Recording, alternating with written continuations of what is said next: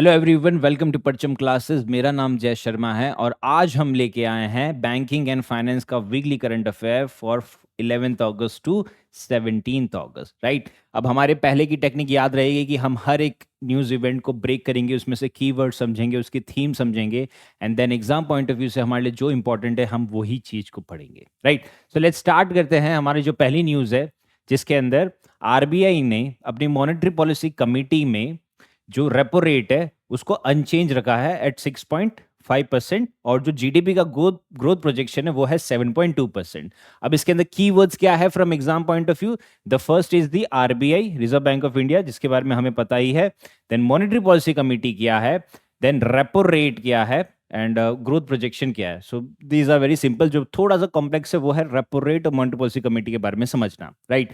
सो पहले हम monetary policy committee समझते हैं कि मॉनेटरी पॉलिसी कमेटी स्टैब्लिश कब हुई थी, ये आप मेरे को बता दो। और ये एक स्टैट्यूटरी बॉडी है। स्टैट्यूटरी बॉडी यानी कि जो एक एक्ट से बनती है उसको स्टैट्यूटरी बॉडी कहा जाता है, कि पार्लियामेंट ने एक एक्ट पास किया है और उसके अकॉर्डिंगली जो बॉडी बनाई है उसको स्टैट्यूटरी बॉडी से कंसिडर किया जाता है। ओके।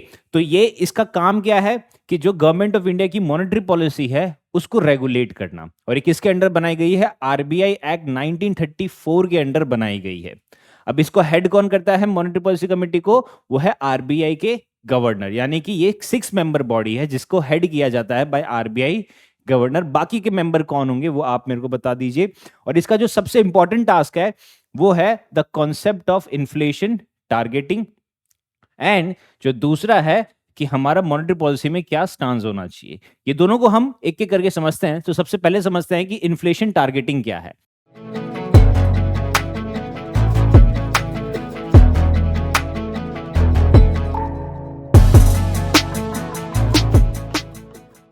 अब इन्फ्लेशन टारगेटिंग को है ना हमें दो तरीके से समझना है कि यूजुअली जब कोई भी स्टूडेंट इन्फ्लेशन के बारे में समझता है, वो जब इन्फ्लेशन के बारे में पढ़ता है तो वो प्राइस राइज के बारे में पढ़ता है।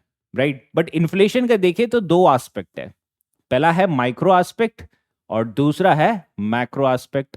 जो माइक्रो एस्पेक्ट है वो आ जाएगा प्राइस राइज, यानी कि कोई भी चीज की प्राइस बढ़ रही है तो वो, और मैक्रो एस्पेक्ट में आ जाएगा money supply in the economy, यानी कि हमारे इकोनॉमी में मनी सप्लाई कितना होना चाहिए वो चीज टारगेट की जाती है। राइट। तो यानी जो मॉनेटरी पॉलिसी कमेटी का मेजर ऑब्जेक्टिव क्या होता है वो ये होता है कि जो मनी सप्लाई है इकोनॉमी में उसको कंट्रोल रखना जरूरी है। तो इसके लिए वो इन्फ्लेशन का एक टारगेट बनाता है, यानी कि जब आप पढ़ रहे हो कि इन्फ्लेशन टारगेट हो रहा है, जैसे अभी एट प्रेजेंट इन्फ्लेशन टारगेट कितना रखा गया है वो है 4% ±2। दैट मीन्स कि आरबीआई चाहती है कि जो इकोनॉमी में मनी सप्लाई है वो 4% से हर साल बढ़नी चाहिए, ना कि 4% से हर साल प्राइस राइज होना चाहिए। यहां पैसा बढ़ेगा तो प्राइस राइज होगा, पर यहां पैसा कम होगा तो प्राइस भी कम हो जाएगा। राइट। तो इस तरीके का ये रिलेशनशिप होता है। इसको और बेटर तरीके से समझते हैं कि इन्फ्लेशन टारगेटिंग में ये होता है कि इसका प्राइमरी गोल क्या है मॉनेटरी पॉलिसी कमेटी का। अगर हम देखते हैं कि मॉनेटरी पॉलिसी कमेटी के दो गोल है, पहला आ जाता है प्राइमरी रोल और दूसरा आ जाता है सेकेंडरी रोल। जो प्राइमरी रोल क्या है वो है इन्फ्लेशन टारगेटिंग को मेंटेन करना, और सेकेंडरी रोल क्या है कि जीडीपी की ग्रोथ को मेंटेन करना, कि इंडिया की जो जीडीपी ग्रोथ है उसको मेंटेन करना होता है। राइट। तो ये प्राइमरी रोल पे ज्यादा फोकस करता है, दैट मींस इन्फ्लेशन टारगेटिंग पे फोकस करता है। तो इन्फ्लेशन टारगेटिंग में यही है कि आरबीआई ये चाहती है कि हर साल 4% से मनी सप्लाई इंक्रीज हो ताकि हमारा इन्फ्लेशन टारगेट मेंटेन रहे। अब इसको और बेटर तरीके से समझते हैं कि इसमें यह होता है कि जब भी मनी सप्लाई स्टार्ट होती है, मनी सप्लाई का मतलब क्या होता है कि एक इकोनॉमी में पैसा कितना घूम रहा है। अब जब पैसा घूमता है तो पैसा कहीं से स्टार्ट होना होता है। वो स्टार्ट कहां से होता है? वो है कमर्शियल बैंक से होता है। अब मान लीजिए कि कमर्शियल बैंक ने एक लोन दिया है, यानी कि मनी सप्लाई किसके पास है? कमर्शियल बैंक से स्टार्ट होती है। अब कमर्शियल बैंक ने लोन दिया है किसको? एक मैन्युफैक्चरर को लोन दिया है। अब मैन्युफैक्चरर ने क्या किया कि वो लोन से एक प्लांट सेटअप किया जिसके अंदर उसने नए लेबर हायर किए, यानी कि यहां पे क्या है? This is new labour. अब नए लेबरों को नई वेजेस मिली। अब जब इनको वेजेस मिली तो इनका परचेजिंग पावर बढ़ गया, यानी कि मेरी अगर इनकम बढ़ेगी तो मेरा परचेजिंग पावर बढ़ेगा। अब ये लेबर है, लेबर के पास जब आप पैसा दोगे तो वो उसका परचेजिंग पावर बढ़ेगा। और वो क्या टाइप की चीजों की डिमांड करेगा? वो बेसिक गुड्स की डिमांड करेगा, यानी कि इकोनॉमी में बेसिक गुड्स की डिमांड बढ़ जाएगी। अब जब बेसिक गुड्स की डिमांड बढ़ेगी तो उसका सप्लाई बढ़ेगा। दैट मीन्स कि हम कह सकते हैं कि सप्लाई बढ़ाना है तो प्रोडक्शन बढ़ाना होगा, और जब प्रोडक्शन बढ़ेगा तो जीडीपी बढ़ेगा, राइट। अब जब जीडीपी बढ़ गया है तो नई नेशनल इनकम बढ़ेगी, नेशनल इनकम बढ़ेगा तो मेरा पर कैपिटा इनकम बढ़ेगा। यानी कि यहां पे एक लेबर था, लेबर का परचेजिंग पावर बढ़ा, उसकी डिमांड बढ़ी, जीडीपी बढ़ा, नेशनल इनकम बढ़ा, और मेरा पर कैपिटा इनकम बढ़ा। यानी कि अगर जीडीपी बढ़ेगी, नेशनल इनकम बढ़ेगा, तो इंडिया में जितने भी लोग हैं उन सब का पर कैपिटा इनकम इंक्रीज होगा। बट ये स्टार्ट कहां से हुआ है? ये बैंक से हुआ है, राइट। यानी कि यहां पे मनी सप्लाई होना चाहिए। तो आरबीआई का ये कहना है कि जो बैंक के पास पैसा, जो मनी सप्लाई है, वो हर साल 4% से इंक्रीज होते रहना चाहिए, राइट। क्योंकि अगर ये 4% से इंक्रीज नहीं होगा तो बैंक मार्केट में पैसा नहीं दे पाएगा, कोई भी मैन्युफैक्चरिंग यूनिट नहीं सेटअप कर पाएगा, एंड इनफैक्ट वो नए लेबर को भी हायर नहीं कर पाएगा। तो इसलिए आरबीआई का ये कहना होता है कि हर साल इकोनॉमी में 4% से पैसा बढ़ते रहना चाहिए। तो इसका एक अनुमान लगा सकते हैं, हम एक एग्जांपल ले लेते हैं कि 2023 में अगर इकोनॉमी में 100 रुपए थे तो 2024 में इकोनॉमी में 104 रुपए होने चाहिए, राइट। यानी कि 4 रुपए और ज्यादा घूमेगा इकोनॉमी में। अब इसके अंदर आरबीआई इसको एडजस्ट कैसे करती है कि इसका एक एग्जांपल ले लेते हैं कि आपने रेपो रेट के बारे में पढ़ा होता है, राइट। अब रेपो रेट क्या होती है? एक होता है रेपो रेट होता है और एक होता है बैंक रेट होता है। ये दोनों ही रेट में जो कमर्शियल बैंक है वो आरबीआई से पैसा लेती है, और जिस रेट पे पैसा लेती है उसको या तो रेपो रेट कहते हैं या बैंक रेट कहते हैं। तो इसके अंदर डिफरेंस क्या है कि रेपो रेट किसके लिए होता है? फॉर शॉर्ट टर्म पर्पस के लिए होता है, जिसको ओवरनाइट मनी भी कहा जाता है, whereas bank rate is majorly for long term purpose. तो जब आरबीआई की मॉनेटरी पॉलिसी कमिटी सेटअप होती है तो वो ये देखता है कि इसके पास कितना पैसा है, फर्स्ट थिंग। सेकेंड थिंग, ये लेबर का कितना परचेजिंग पावर है, उसके अकॉर्डिंगली वो कहते हैं कि बैंक के पास पैसा या तो बढ़ाना है या कम करना है। तो अगर आरबीआई कहती है कि मैंने रेपो रेट को कम कर दिया है, यानी कि जो शॉर्ट टर्म लोन लेती है कमर्शियल बैंक आरबीआई से वो अब कम ब्याज पे मिल रहा है, तो दैट मीन्स कि कमर्शियल बैंक वो ज्यादा पैसा लेगी। अब जब कमर्शियल बैंक ज्यादा पैसा लेगी तो वो मार्केट में ज्यादा पैसा देगी, और जब वो ज्यादा पैसा देगी तो ये पूरा साइकिल रिपीट होता रहेगा, ओके। लेकिन अगर बैंक के पास पैसा ज्यादा आ गया है, तो मान लीजिए कि अगर ये 4% है, ये बढ़ के 6% हो गया है, तो आरबीआई क्या करेगी कि जो रेपो रेट है वो इंक्रीज कर देगी। जब ये रेपो रेट इंक्रीज कर देगी आरबीआई, तो कहने का मतलब कैसा है कि इकोनॉमी में पैसा एक बार का रुक जाएगा। अब ऐसा कब किया करती है? जैसे हमने क्या देखा, ये स्टांस बताता है मॉनेटरी पॉलिसी का। मॉनेटरी पॉलिसी के स्टांस का मतलब क्या है कि आप कोविड-19 अगर रिकॉल करोगे तो कोविड-19 में क्या सिनेरियो हुआ था एक्चुअली, कि इकोनॉमी पूरी ठप हो गई थी, वहां पे कोई व्यापार ही नहीं हो रहा था। दैट मीन्स कि इकोनॉमी में पैसा ही नहीं घूम रहा था। अब जब पैसा घूम नहीं रहा था तो आरबीआई ने क्या किया था कि जो रेपो रेट है उसको काफी ज्यादा डिक्रीज कर दिया था, कि रेपो रेट को डिक्रीज कर दिया था। अब जब रेपो रेट आप डिक्रीज कर रहे हो तो इसका मतलब क्या कर रहे हो? आप चाहते हो कि इकोनॉमी में और पैसा आए। तो कहने का मतलब क्या है कि आपने यहाँ पे क्या टाइप का स्टांस लिया कि जब आप कह रहे हो कि इकोनॉमी में और पैसा आए, दैट मीन्स कि आरबीआई ने वहां पे अकोमोडेटिव स्टांस लिया था। अकोमोडेटिव यानी कि हमारी इकोनॉमी और पैसा अकोमोडेट कर सकती है हमारी इकोनॉमी में, यानी कि हमारे में और ज्यादा पैसा आना चाहिए। ये कब लिया था? ये कोविड-19 में लिया था। और अब आरबीआई ये कह रही है कि हम धीरे धीरे ये अकोमोडेटिव स्टांस से हट रहे हैं। हम किस पे आ रहे हैं? हम वापस न्यूट्रल पे आ रहे हैं, ओके। और ऐसा माना जा रहा है कि आने वाले में, जो आने वाले महीने होंगे, जो मॉनेटरी पॉलिसी कमेटी सेटअप होगी, उसके अंदर जो रेपो रेट है वो और भी ज्यादा इंक्रीज कर दिया जाएगा, ओके। तो वापस थोड़ा सा ब्रीफली समझ लेते हैं कि मॉनेटरी पॉलिसी कमेटी क्या होती है। ये वो कमेटी है जो हर 2 महीने में मिलती है, एवरी 2 मंथ आरबीआई की मॉनेटरी पॉलिसी कमेटी मिलती है, जो ये देखती है कि इकोनॉमी में इनके पास कितना पैसा है और इनका परचेजिंग पावर कितना है। ये चीज देखती है, फिर उसके अकॉर्डिंगली बोलती है कि हमको इकोनॉमी में इतना पैसा डालना चाहिए या इतना पैसा निकालना चाहिए। उसके अकॉर्डिंगली वो रेपो रेट को यूज करती है और फिर वो अपनी पॉलिसी देती है। जैसे अभी क्या हाईलाइट किया उन्होंने, ये बोला है कि वो मेंटेन कर रहे हैं रेपो रेट एट 6.5%, यानी कि उन्होंने रेपो रेट ना ही बढ़ाया है और ना ही कम किया है, बट ऐसा हिंट दिया है कि हम जो अकोमोडेटिव स्टांस है उससे विड्रॉ कर रहे हैं। दैट मीन्स कि देयर आर चांसेस कि पैसा ज्यादा बढ़ रहा है इकोनॉमी में, तो वो कम करना है। अब वो कम करने के लिए वो रेपो रेट इंक्रीज करने का सोच रहे हैं, राइट? तो वो चीज है। अब सेकंड चीज क्या बोला उन्होंने, जीडीपी ग्रोथ फोरकास्ट बोला है, जो बोला है कि 7.2% से इंडिया की इकोनॉमी बढ़ेगी। फिर बोला है कि जो सीपीआई इन्फ्लेशन फोरकास्ट है वो 4.5% से रहेगी। एंड वेर एज इन्होंने ये बोला है कि देयर आर चांसेस कि हम ये विड्रॉवल करें अकोमोडेशन का, तो और भी रेट हाइक हम कर सकते हैं। तो ऐसा रिजर्व बैंक ऑफ इंडिया का कहना था, राइट? नेक्स्ट न्यूज पे चलते हैं। अब नेक्स्ट न्यूज में ऐसा है कि एक पीएफसी करके एक कंपनी है जिसने सिक्योर किया है जापान से loan to finance wind energy project, right? अब एग्जाम पॉइंट ऑफ व्यू से इसके अंदर कीवर्ड कौन कौन सा है, एक पीएफसी है, एक जेबीआईसी है, एंड जो विंड एनर्जी प्रोजेक्ट है उस तरीके का, राइट? तो पहले न्यूज हम अच्छे से समझ लेते कि ये न्यूज क्या है। कि एक पावर फाइनेंस कॉर्पोरेशन है जिसने अभी रिसेंटली 147 करोड़ का लोन लिया है। कहां से? From Japan bank for international corporation से। अब ये कहां पे सेटअप करने के लिए लिया है? ये एक विंड एनर्जी प्रोजेक्ट सेटअप कर रहा है। कहां पे? Austro Kannada power limited in the state of Karnataka, right? तो ये एक कंपनी है जिसने ये लोन लिया है।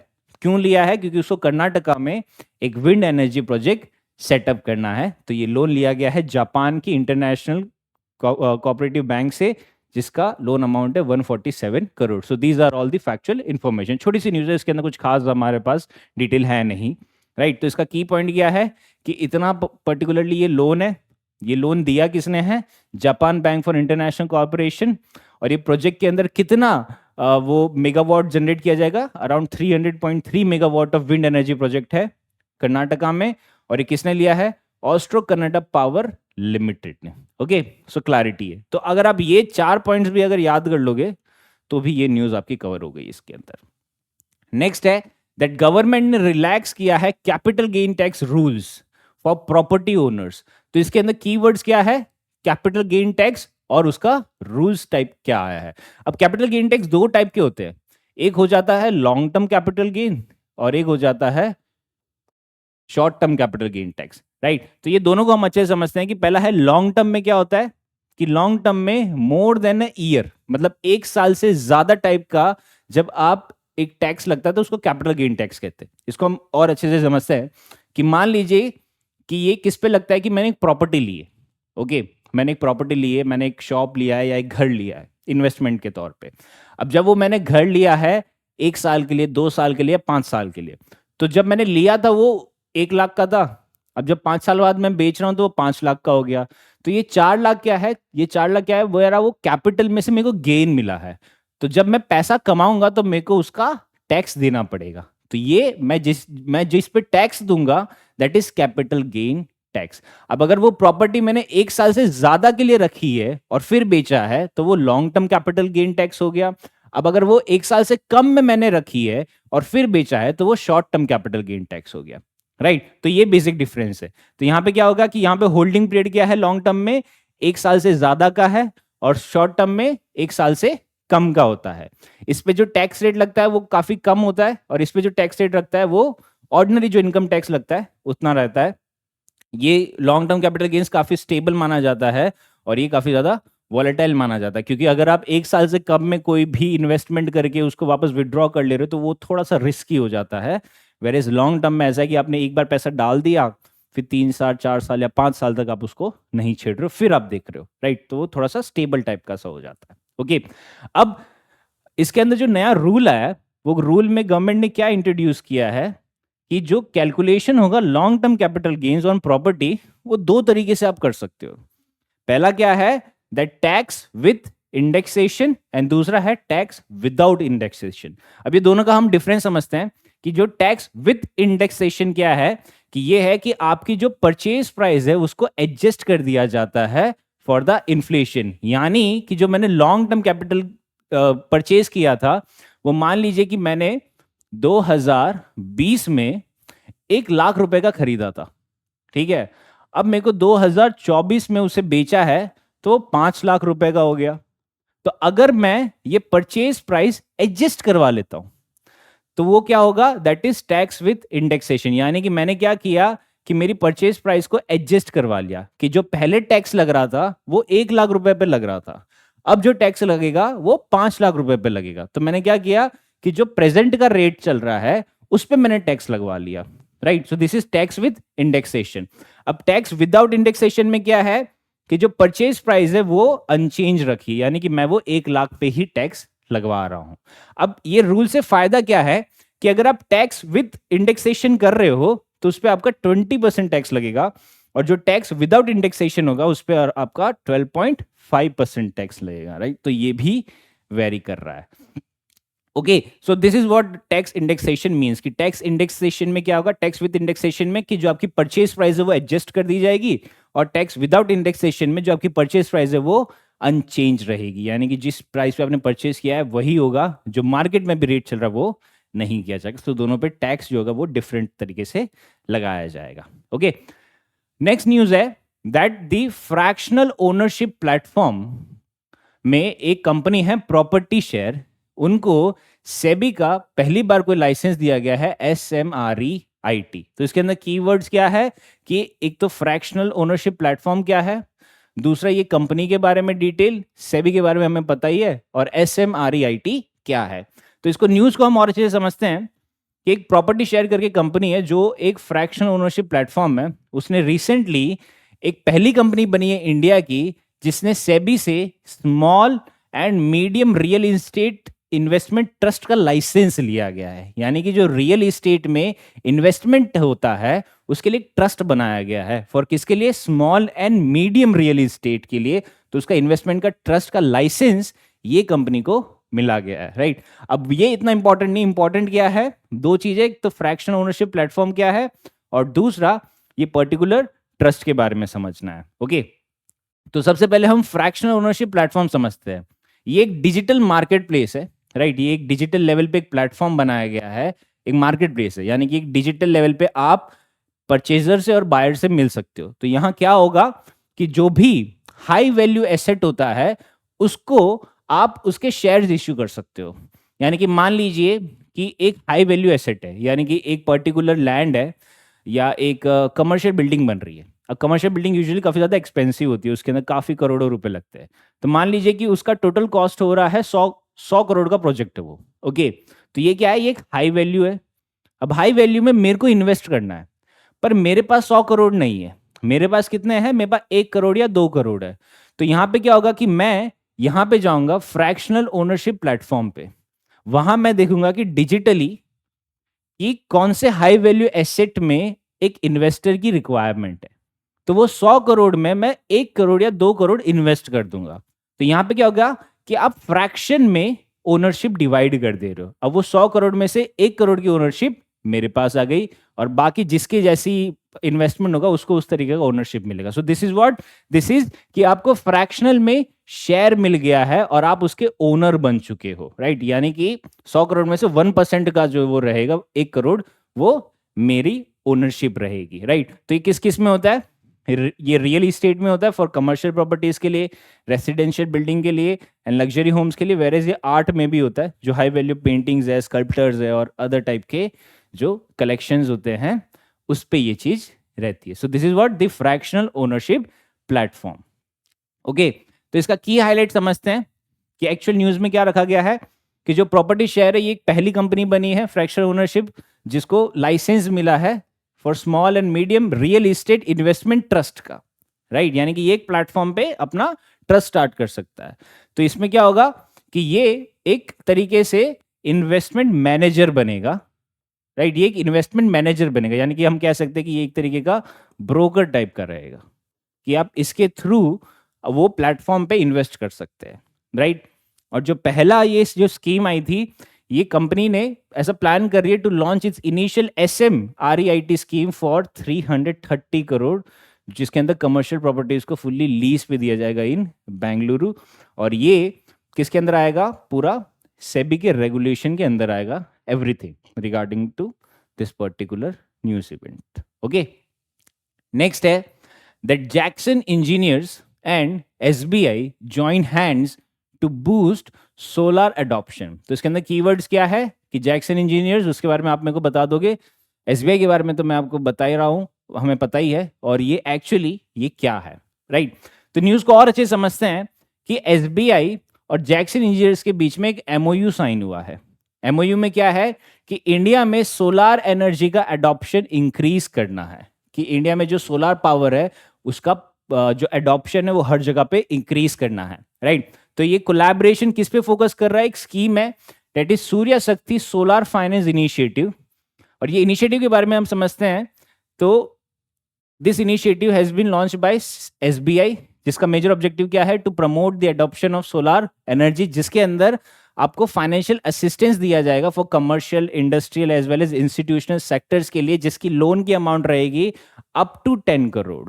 और इसके लिए जो लोन है, लोन की अगर एफिशिएंट वे में प्रोसेसिंग कराने के लिए सूर्य शक्ति सेल बनाया गया है कि स्पेसिफिकली ये लोन की एप्लीकेशंस को प्रोसेस भी करेगा। तो इसके अंदर कोलैबोरेशन हुआ है एसबीआई का with the Jackson engineers, right? So it is important from exam point of view, इसके बारे में मेरे को जरूर बताइए।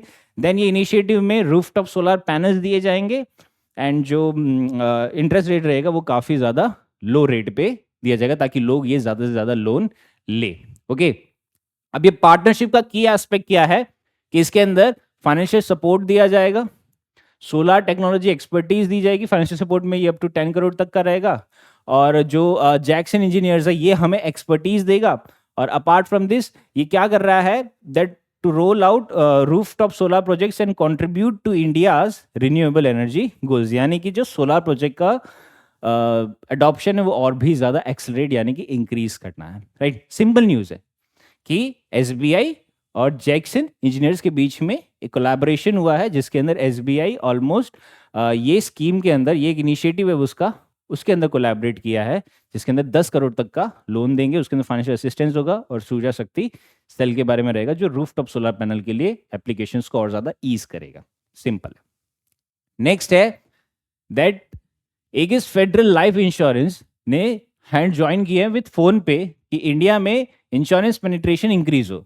अब वापस कीवर्ड्स क्या है? दिस पर्टिकुलर बॉडी, फोन पे एंड देन इंश्योरेंस पेनिट्रेशन क्या है इंडिया का। Simple, right? तो ये कीवर्ड से हम जितना ज़्यादा अच्छे से समझेंगे उतना ज़्यादा आप उसको डिवाइड कर पाओगे और वो न्यूज़ आपकी कवर हो जाएगी। तो न्यूज़ को और अच्छे से समझते हैं कि दैट एएफएलआई ने हैंड्स ज्वाइन किए हैं विथ फोन पे कि इंडिया में इंश्योरेंस पेनिट्रेशन इंक्रीज करना है इन टायर 2, 3 एंड 4 सिटीज, राइट? जैसे मैं टायर 2 सिटी में रहता हूं, आप कौन से टायर सिटीज में रहते हैं वो प्लीज मेंशन कीजिए। देन ये क्या है? ये एक स्ट्रेटेजिक पार्टनरशिप है जो इंस्टेंट टर्म इंश्योरेंस देगा थ्रू द फोन पे प्लेटफॉर्म, यानी कि जो फोन पे यूजर्स है, जैसे पेटीएम होता है ना वैसे फोन पे, तो फोन पे यूजर्स के लिए इंश्योरेंस पॉलिसी दी जा रही है कि जो भी जैसे मैं फोन पे यूजर हूं, मेरे फोन में फोन पे है, तो मेरे को एक इंश्योरेंस की सर्विसेज दी जा रही है वाया फोन पे, जिसने कोलैबोरेट किया है with AFLI, that is Ageas federal life insurance से। तो इससे कोलैबोरेट करके मेरे को वो इंश्योरेंस पॉलिसीज सेल करेगा। अब ये पार्टनरशिप में क्या है कि जो भी 18 से 45 साल के जो लोग होंगे उनको ये पॉलिसीज बेची जाएगी विदाउट अंडरगोइंग मेडिकल टेस्ट और एक्सटेंसिव पेपर वर्क, यानी कि यहाँ पे ना ही कोई टाइप का मेडिकल टेस्ट देना है और कोई भी पेपर वर्क नहीं कराना है। तो इसका ऑब्जेक्टिव क्या है कि यहाँ पे जो फोन पे का कस्टमर बेस है उसको इंक्रीज करना, मतलब उसको यूज करना है कि फोन पे का जो कस्टमर बेस होगा उन सबको इंश्योरेंस के अंदर लेके आना है, दैट इज इंश्योरेंस में पेनिट्रेशन कराना है।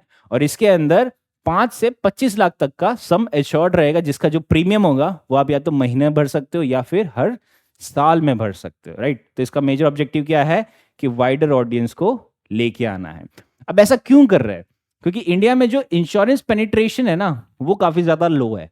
जैसे हमने जब बजट समझा था तो बजट में हमने क्या देखा था कि सरकार चाहती है कि इंडिया में इंश्योरेंस पेनिट्रेशन और भी ज्यादा इंक्रीज हो। अब इंश्योरेंस पेनिट्रेशन क्या होता है कि सब लोग इंश्योरेंस सेक्टर के अंदर आने चाहिए, मतलब मेरे पास इंश्योरेंस होना चाहिए, मेरा मेडिक्लेम होना चाहिए, मेरी चीज़ों का इंश्योरेंस होना चाहिए। क्यों? क्योंकि इससे क्या होगा कि मेरे को एक सोशल सिक्योरिटी मिलेगी, सो दैट इज इंपॉर्टेंट। तो उसी चीज के लिए इंश्योरेंस पेनिट्रेशन को और ज्यादा इंक्रीज किया जा रहा है। वैसे इंडिया की बात करते तो इंडिया में बहुत कम लोग हैं जो इंश्योरेंस रेगुलरली लेते हैं, और ये एक बहुत बड़ी इंडस्ट्री है इंडिया में। क्यों बहुत बड़ी इंडस्ट्री है? क्योंकि इंडिया में 140 करोड़ की जनता है जिनके पास, जिसमें से ऑलमोस्ट 60 to 70% लोग हैं जिनके पास इंश्योरेंस नहीं है। तो अगर ये चीज को हम इंडस्ट्री बना दें इंडिया में, तो एक बहुत बड़ी इंडस्ट्री है। बस ऐसा क्यों हो रहा है कि लोग इसको क्यों नहीं ले रहे? क्योंकि लोगों के पास फाइनेंशियल लिटरेसी नहीं है, मतलब उनको आइडिया नहीं है या उनको नॉलेज नहीं है कि अपने फाइनेंसेस को मैनेज कैसे करना है। उनको इंश्योरेंस का इंपॉर्टेंस भी नहीं पता है। कई सारे लोग हैं जो जब कार चलाते हैं, या फिर सरकार ने क्या किया था कि जो भी ऑटोमोबाइल चलाएगा उस पर इंश्योरेंस कंपलसरी कर दिया था, और लोगों ने क्या किया कि खुद की कार का इंश्योरेंस ना करवा के उन्होंने थर्ड पार्टी इंश्योरेंस करवा दिया। यानी कि वो खुद की गाड़ी का इंश्योरेंस नहीं करवा रहे, वो थर्ड पार्टी का इंश्योरेंस करा रहे हैं। क्यों? क्योंकि वो कंसिडर करते हैं कि ये एक वेस्ट है। अब इसका एक और भी रीजन है, क्योंकि कई सारे एग्जाम्पल्स ऐसे भी आते हैं कि कोई भी कार का अगर एक्सीडेंट होता है, तो एक्सीडेंट से क्या होता है कि आप क्लेम में लाते हो। अब क्लेम में पेपर वर्क इतना ज्यादा होता है, और कंपनी कोई ना कोई हिडन क्लॉज फिर शो करती है कि ये ऐसा है ये वैसा है, तो उससे उसको लॉस मेकिंग ही लगता है वो इंडिविजुअल को। हेंस इससे कई सारे लोग इसलिए भी नहीं करते। बट ये सब में भी वर्क करने की जरूरत है। बट इसके लिए अभी सरकार क्या कर रही है कि फाइनेंशियल लिटरेसी को बढ़ा रही है, ताकि लोग इंश्योरेंस का इंपॉर्टेंस समझे। ओके, तो अवेयरनेस वगैरह बढ़ाना पड़ेगा, तो उस तरीके से ये रहेगा, राइट। अब नेक्स्ट जो न्यूज है, दैट एक्सिस बैंक और वीजा के बीच में एक कोलैबोरेशन हुआ है कि उन्होंने एक लग्जरी क्रेडिट कार्ड इशू किया है नेम्ड एज प्राइमस, कि जो इंडिया के सबसे पैसे वाले लोग होंगे उनको ये क्रेडिट कार्ड दिया जाएगा। दैट मीन्स कि ये गरीबों के लिए नहीं है, ये सिर्फ और सिर्फ पैसे भी नहीं, बहुत पैसे वालों के लिए, यानी कि जिनके पास अल्ट्रा हाई नेटवर्थ है, जिसके पास अल्ट्रा हाई नेटवर्थ है, उसके लिए एक प्रीमियम क्रेडिट कार्ड इशू किया जाएगा, दैट इज प्राइमस के नाम से। और उसके लिए उसमें लग्जरी बेनिफिट्स और प्रिविलेजेस दिए जाएंगे जो शायद आम आदमी को नहीं मिलते हैं। एंड इसका एक थ्रेशोल्ड लिमिट सेट किया है कि जिसके पास 25 करोड़ से ज्यादा की संपत्ति होगी वो एक अल्ट्रा हाई नेटवर्थ इंडिविजुअल होगा, और उसको एक प्रीमियम कार्ड दिया जाएगा। यानी कि अगर मेरे पास 25 करोड़ से ज्यादा होगा तो ही मेरे को ये कार्ड मिलेगा, वरना ये मेरे को कार्ड नहीं दिया जाएगा, राइट। और ये किसको मिलता है? Via invitation only. जो एक्सिस बैंक के कस्टमर्स है उनको इनविटेशन पे ही ये दिया जाएगा, ऐसे हर किसी को भी नहीं दिया जाएगा। जिनके पास एंड जो ये ऑफर होगा ये आप ग्लोबली ले सकोगे, जो भी इसके अंदर प्रिविलेजेस होंगे under the visa infinite privilege offering, जिसके अंदर डेडिकेटेड सपोर्ट रहेगा ट्रैवल के लिए, डाइनिंग के लिए और अदर टाइप के लग्जरी नीड्स के लिए। इसके अलावा रिवॉर्ड्स भी रहेंगे और एक्सपीरियंस भी रहेगा। तो कहने का मतलब ऐसा है कि पैसे से ही पैसा बनता है। ओके, तो this were the key features of the Primus, right. This was a very short news, इसके अंदर इतना कुछ खास है नहीं। मेन जो क्या समझना है, हम वीजा और एक्सिस बैंक के बारे में आप लोग मेरे को बता ही दोगे, बट जो मेन चीज समझनी थी दैट वाज प्राइमस, कि प्राइमस के बारे में हमें समझना है। So this are the key features of the Primus. Okay, Axis bank और वीजा के बीच में आया फॉर अल्ट्रा हाई नेटवर्थ, जिनकी 25 करोड़ से ज्यादा की संपत्ति है, वो ही इसके अंदर आएंगे। नेक्स्ट है दैट एक्सपोर्ट इंपोर्ट बैंक की एक रिपोर्ट आई थी जिसके अंदर ये बताया कि जो हमारा मर्केंटाइज एक्सपोर्ट है वो इतना बिलियन हिट हुआ है, और उसके अंदर जो नॉन ऑयल एक्सपोर्ट है वो इतना बिलियन हुआ है इन Q2 ऑफ फाइनेंशियल ईयर 25। हालांकि चलो ये अमाउंट इतना इंपॉर्टेंट नहीं है, बट इसके अंदर इंपॉर्ट क्या है कि मर्केंटाइज एक्सपोर्ट्स में क्या आ जाता है, और दूसरा नॉन ऑयल एक्सपोर्ट्स में क्या आ जाता है। एंड अबाउट दिस रिपोर्ट कि जो एक्सपोर्ट इंपोर्ट बैंक है उसने अपनी रिपोर्ट में और क्या चीज बताई गई है। तो न्यूज में सिंपल सा समझते हैं कि एक्सपोर्ट इंपोर्ट बैंक ने क्या बोला कि जो हमारा मर्केंटाइज एक्सपोर्ट है वो हर साल 4.2% से ग्रो हो रहा है, right. And specifically second quarter की उन्होंने बात करी है, जिससे उसकी टोटल वैल्यू हो जा रही है 111.7 billion, right. This figure is may not be that important, but इसके अंदर इंपॉर्टेंट क्या है कि जो नॉन ऑयल एक्सपोर्ट्स है, नॉन ऑयल एक्सपोर्ट्स क्या हो जाएंगे कि ऑयल के अलावा इसके अंदर एग्रीकल्चर भी आ जाएगा, राइट, हेल्थ भी, सर्विसेज भी आ जाएगी, फार्मास्यूटिकल्स एक्सेट्रा एवरीथिंग आ जाएगा। तो नॉन ऑयल एक्सपोर्ट है वो 6.2% से ग्रो हो रहा है।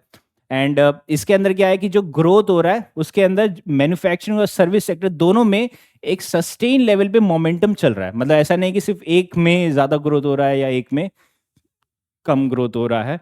बट यहाँ पे एक और चैलेंज बताया गया कि जो ग्लोबल लेवल पे जियो पॉलिटिकल टेंशन हो रहे हैं उससे ट्रेड और जो व्यापार है वो काफ़ी ज़्यादा हैम्पर हो रहा है। क्योंकि जब दो कंट्री के बीच में कोई टेंशन होता है, क्योंकि हम एक ग्लोबलाइजेशन के एरा में है, तो वो सारी कंट्रीज पे इफेक्ट आएगा, राइट। तो वो एक इशू इन्होंने रेस किया है। अगर हम एक्सपोर्ट इंपोर्ट बैंक के बारे में देखते हैं कि ये कब इस्टेब्लिश हुआ है वो तो आप लोग मेरे को बता दोगे, बट ये क्या है, ये एक फाइनेंशियल इंस्टीट्यूशन है जो पूरी गवर्नमेंट ऑफ इंडिया की है, जिसका मेजर काम क्या है कि जो इंटरनेशनल ट्रेड है उसको देखना। अब ट्रेड के अंदर ये इंपोर्ट भी देखता है एंड इनफैक्ट ये एक्सपोर्ट भी देखता है, और इनफैक्ट ये सपोर्ट भी करता है कि आपको फाइनेंशियल असिस्टेंस भी देगा एक्सपोर्टर्स को, इनफैक्ट इंपोर्टर्स को आपको टाइम पे क्रेडिट भी देगा। ये कंट्री जो इंडिया की कंपनीज है उनको सपोर्ट भी करता है कि आप फॉरेन लेवल पे इन्वेस्टमेंट करो, क्योंकि आप जितना ज्यादा फॉरेन लेवल पे इन्वेस्टमेंट करोगे ना उतना हमारा एक्सपोजर बढ़ेगा और उतना ज्यादा आप वहां से व्यापार इंडिया में लेके आओगे।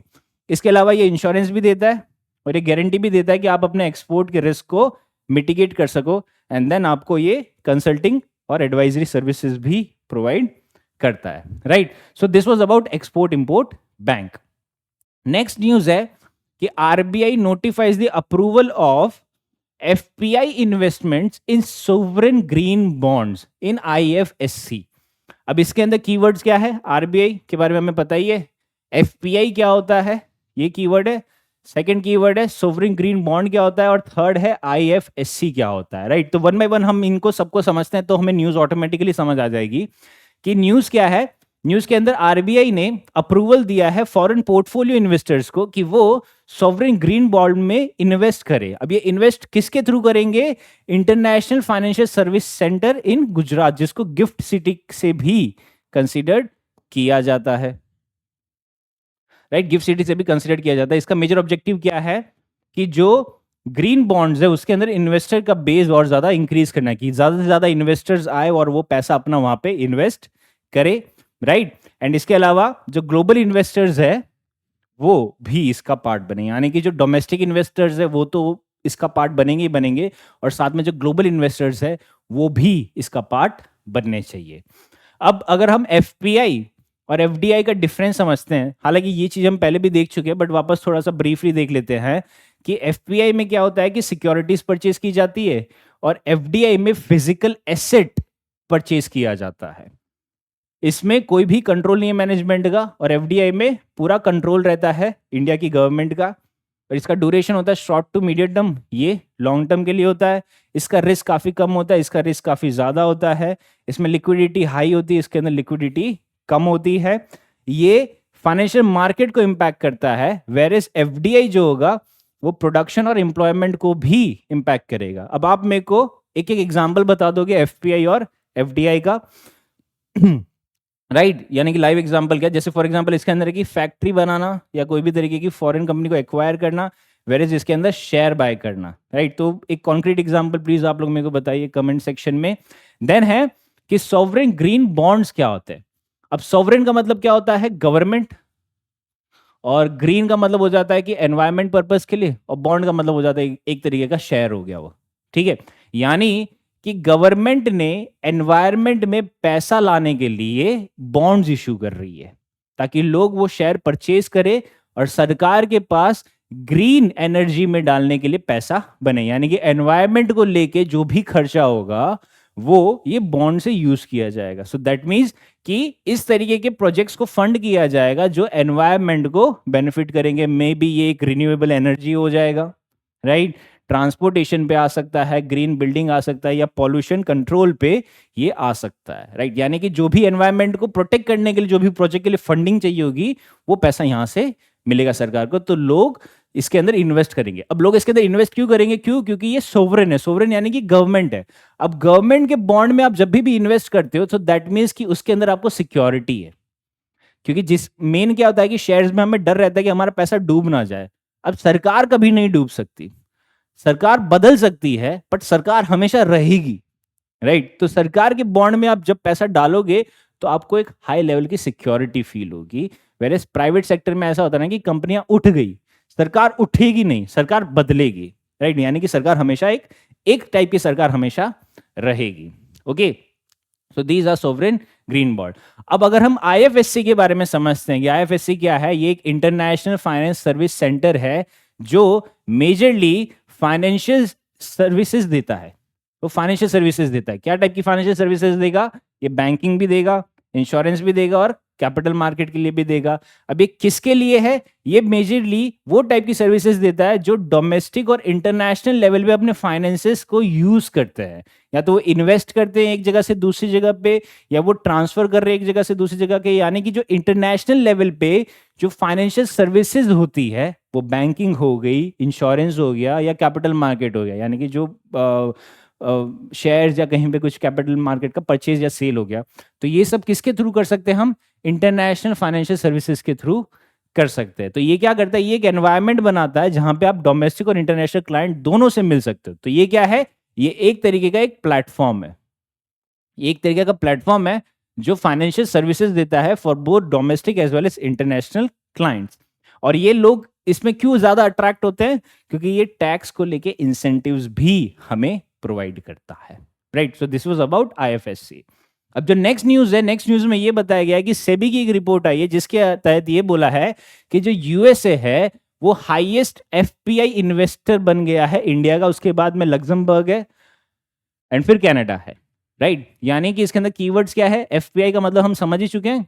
अब ये सेबी की जो रिपोर्ट आई है उसके बारे में हम अच्छे से समझते हैं। तो इसके अंदर क्या चीज बोली गई है कि यूएसए सबसे बड़ा एक लार्जेस्ट इन्वेस्टर बना है एफपीआई का इंडिया में, राइट। अब इसके अंदर कैसे हुआ है कि इंडिया में एसेट अंडर कस्टडी इंक्रीज हुई है।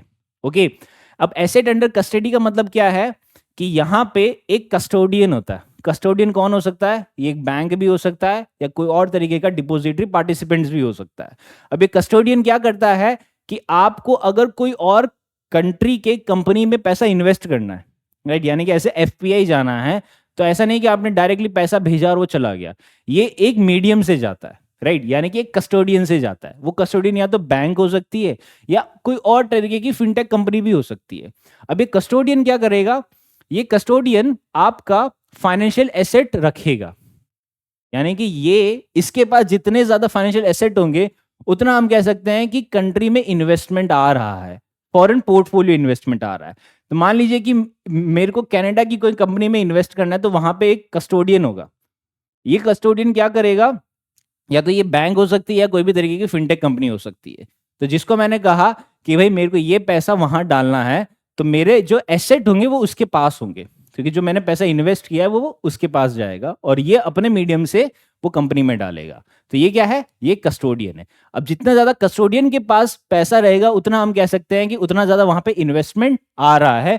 और ये टाइप के इन्वेस्टमेंट को एयूसी से इंडिकेट किया जाता है, that is asset under custody, कि ये कस्टोडी के पास रहता है, यानी कि कस्टोडियन है बैंक, उसके पास जो भी एसेट होंगे उसको एसेट अंडर कस्टडी कहा जाता है। ओके, इसके अलावा रिपोर्ट में ये बोला है कि जो रजिस्टर्ड एफपीआई है वो भी काफी ज्यादा इंक्रीज कर रहे हैं एंड जो इन्वेस्टमेंट हुआ है वो मेजरली इक्विटी एसेट्स में सबसे ज्यादा इन्वेस्टमेंट हुआ है, राइट। तो जितना ज्यादा हायर एयूसी होगा, यानी कि जो एसेट अंडर कस्टडी होगा, उतना ज्यादा हम कह सकते हैं कि एफपीआई इन्वेस्टमेंट मैनेज किया जा रहा है बाय अ कस्टोडियन। ये कस्टोडियन या तो बैंक भी हो सकता है या कोई भी और तरीके का फिनटेक या डिपॉजिटरी पार्टिसिपेंट्स भी हो सकता है। तो जितना ज्यादा एयूसी बढ़ेगा उतना ज्यादा लोगों में कॉन्फिडेंस बढ़ेगा फॉरेन इन्वेस्टर का इन द डोमेस्टिक मार्केट में। ओके, नेक्स्ट न्यूज है कि रिजर्व बैंक ऑफ इंडिया ने एक एक्सपर्ट कमेटी फॉर्म करी है to benchmark and enhance its statistics. Benchmark यानी कि क्या हो गया कि ग्लोबल स्टैंडर्ड पे कि हमारा जो भी डेटा रखते हैं हम, राइट, जो भी हमारा डेटा आता है, जो भी हमारा फ्रेमवर्क है, जो पॉलिसी है, क्या वो ग्लोबल स्टैंडर्ड से मैच कर रहा है या नहीं। क्यों? क्योंकि हम ग्लोबलाइजेशन के एरा में। अब ग्लोबल स्टैंडर्ड से मैच करने का ऑब्जेक्टिव क्या है कि जब भी ग्लोबल लेवल पे कोई भी फाइनेंशियल क्राइसिस आ जाता है, जियोपॉलिटिकल इश्यूज हो जाता है या कोई भी तरीके की अनसर्टेनिटी हो जाती है, तो ग्लोबलाइजेशन के थ्रू क्या हो रहा है कि वो हर कंट्री पे इम्पैक्ट कर रहा है। अब अगर हमारी जो रेगुलेटरी फ्रेमवर्क है वो अगर ग्लोबल स्टैंडर्ड से मैच हुआ है तो जैसे ही वहां पे कुछ चेंजेस आएंगे तो हम उसको इजीली अडॉप्ट कर पाएंगे। वरना क्या होता है कि हमें एक स्ट्रगल रहती है कि जो ग्लोबल लेवल पे चल रहा है वो हम हमारे प्रेजेंट लेवल पे इतना अच्छे से उसको इंप्लीमेंट नहीं कर पाते। तो ये इश्यू से ओवरकम करने के लिए आरबीआई ने एक 10 मेंबर की एक्सपर्ट कमिटी बनाई गई है, जिसको चेयर कौन करेगा? आरबीआई का deputy governor, that is doctor Michael Patra ने। ओके, और ये बेंचमार्क क्या कर रहा है? ये बता रहा है कि जो भी हमारा स्टैटिस्टिक्स है वो ग्लोबल स्टैंडर्ड्स या जो बेस्ट प्रैक्टिसेस है उससे मैच हो रहा है या नहीं हो रहा, और नहीं हो रहा तो हमें क्या करना चाहिए कि ये एक मैच होना चाहिए, राइट? और ये अपनी फाइनल रिपोर्ट सबमिट करेंगे at the end of November 2024। तो अभी ये जो न्यूज आई है अगस्त में, इसका फॉलोअप लेना है हमें नवंबर में, जब अपनी ये रिपोर्ट को सबमिट करेंगे। ओके, फिर इसके अंदर अगर हम कमेटी के बारे में और अच्छे से समझते तो जैसे हमने देखा कि ये 10 मेंबर कमेटी है। ये बनाई क्यों गई है? कि हमें जो डेटा क्वालिटी उसको और भी ज्यादा इन्हेंस करना, डेटा क्वालिटी को इंप्रूव करना है, और जो भी हमारा स्टैटिस्टिकल फ्रेमवर्क है वो हमें ग्लोबल कंपैरेटिबिलिटी को इंक्रीज करना है, हमें खुद की क्रेडिबिलिटी इंक्रीज करनी है। जो भी हमारी पॉलिसी मेकिंग हो रही है उसके अंदर हाई क्वालिटी डेटा जो लग रहा है वो देना है, ताकि हम और अच्छे से पॉलिसी बना पाए। यानी कि हाई क्वालिटी डेटा, यानी कि सरकार को एक्शन में पता होना चाहिए कि कितने गरीब है, कितने अमीर है, कितने मिडिल क्लास है। उसके अकॉर्डिंगली वो अपने पॉलिसीज बनाएगा। पॉलिसीज में क्या बनाएगा कि कौन से क्लास के लिए कितना पैसा एलोकेट करने की जरूरत है, और किस तरीके से हम एक गरीब को अमीर बना सकते हैं, राइट? तो वो चीज है। तो जो हमारा डेटा गैप है उसको फुलफिल करना है, एंड एट द एंड जो हमारी स्टैटिस्टिकल इंफॉर्मेशन है उसकी कैपेसिटी बिल्डिंग को और भी ज्यादा इंक्रीज करना है, right? So this was the objective of this committee. Okay, तो इस तरीके से हमने सारी न्यूज कवर कर ली है। अब अगर हम क्वेश्चन समझ लेते हैं कि जो क्या मेन क्वेश्चन क्या है, that first, that which of the following statements about FPI is correct, कि इनमें से कौन सा स्टेटमेंट एफपीआई का करेक्ट है? कि एफपीआई क्या था? क्या ये FPI involve investing in physical asset था? क्या ये फिजिकल एसेट था? नहीं, ये शेयर्स था। फिजिकल एसेट में एफडीआई था, so first statement is incorrect. Second है FPI investors have control over the companies management, company management में एफपीआई का कंट्रोल था? नहीं, एफडीआई में कंपनी का कंट्रोल था, मैनेजमेंट में कंट्रोल था। Third, FPI is a long term investment? नहीं, FPI is short term. FPI involves buying securities of a foreign company? That is right, यानी कि इसका करेक्ट आंसर आ जाएगा 4, ऑप्शन डी। नेक्स्ट है, what is the main purpose of issuing sovereign green bond? Sovereign मतलब government, green मतलब environment, और bond ये, तो ये क्यों इशू किया गया था? इसका प्राइमरी मेन पर्पस क्या था? क्या इंफ्रास्ट्रक्चर प्रोजेक्ट्स के लिए था? नहीं।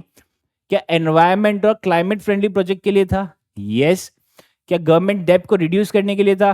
नहीं। क्या फॉरेन इन्वेस्टर्स को अट्रैक्ट करने के लिए था? ये भी नहीं। तो इसका करेक्ट आंसर आ जाएगा ऑप्शन बी, कि एनवायरमेंटल और क्लाइमेट फ्रेंडली प्रोजेक्ट्स को और भी ज्यादा फंड करने के लिए था, राइट?